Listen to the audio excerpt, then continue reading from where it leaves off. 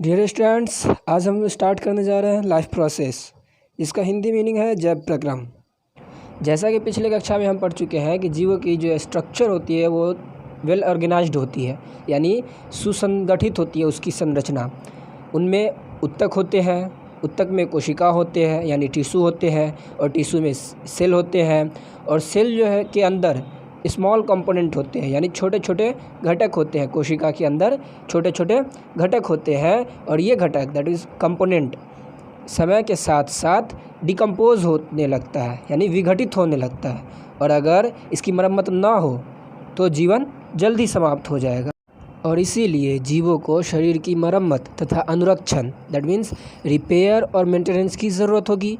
अतः इसके लिए उसे ऊर्जा की आवश्यकता होगी, अधिक ऊर्जा चाहिए, तभी वो अपने शरीर की रिपेयर और मेंटेनेंस कर सकता है।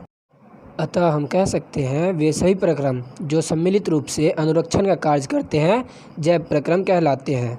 कोई भी जीव हो, एक कोशिकीय जीव या बहुकोशिकीय जीव। एक कोशिकीय जीव मीन्स यूनिसेलुलर ऑर्गेनिज्म, और बहुकोशिकीय जीव मीन्स मल्टी सेलुलर ऑर्गेनिज्म।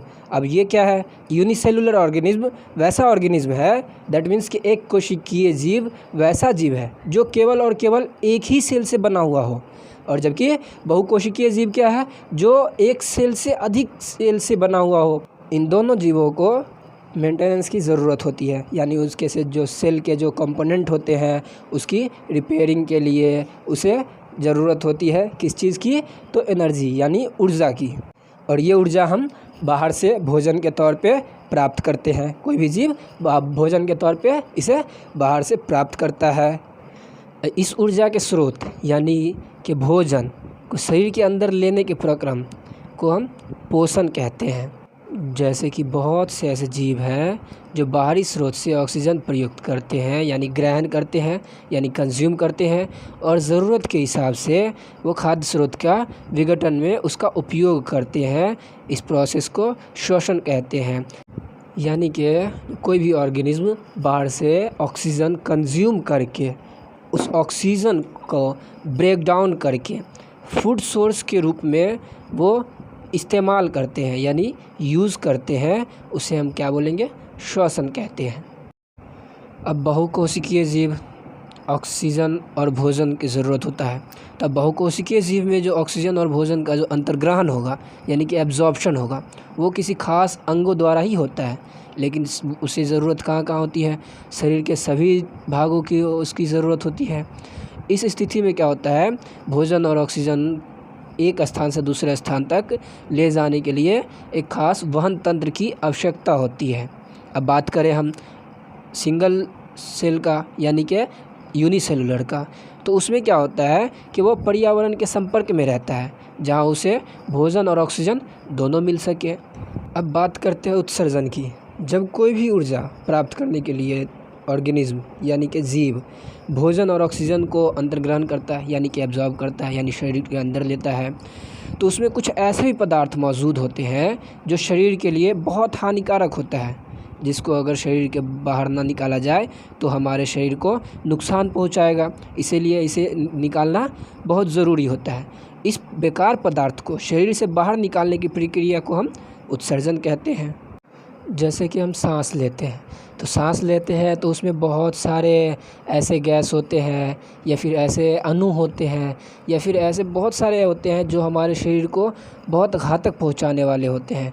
ठीक है, तो इस तरह के पदार्थ को, इस तरह के जो अणु होते हैं उसमें या फिर कुछ अलग गैस होते हैं, उन सभी को शरीर से बाहर फिर निकाल दिया जाता है। तो इस प्रोसेस को, ये जो बाहर निकला, जैसे हम सांस लिए तो उससे बहुत सारे गैस गए और उसमें से कार्बन डाइऑक्साइड भी है, ठीक है, और कार्बन मोनोऑक्साइड भी, बहुत सारे ऐसे गैस जाते हैं जो हमारे शरीर के अंदर पहुंच जाते हैं। और फिर उसमें से जो हमारे शरीर को ज़रूरत होती है, जैसे ऑक्सीजन की ज़रूरत होती है, तो उसको एब्जॉर्ब करके और बाकी जो बचा हुआ रहता है तो उसको बाहर निकाल दिया जाता है। तो इस प्रोसेस को हम क्या बोलेंगे? उत्सर्जन बोलेंगे। हम इसको इंग्लिश में एक्सक्रेशन भी बोलते हैं।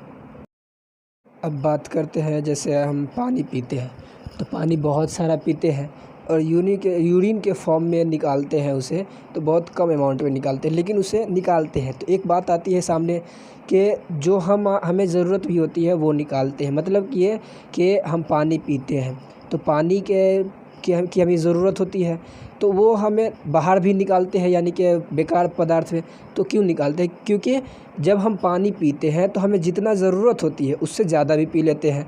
और दूसरी बात कि जब हम पानी पीते हैं या फिर हम सांस लेते हैं, ठीक है, तो फिर हम जो उसके अलावा जो भी बेकार पदार्थ है तो उसे निकालने के लिए भी उसके साथ कुछ अमाउंट में हमें जो ज़रूरत होती है, जैसे पानी की ज़रूरत होती है तो कुछ अमाउंट में हमें पानी भी निकालना होता है, ठीक है। उसी तरह हमारा वेस्ट मटेरियल जो निकलता है तो इसी फॉर्म में कुछ यूज़फुल मटेरियल भी रहता है और कुछ हानिकारक भी रहता है, यानी कि हार्मफुल भी रहता है।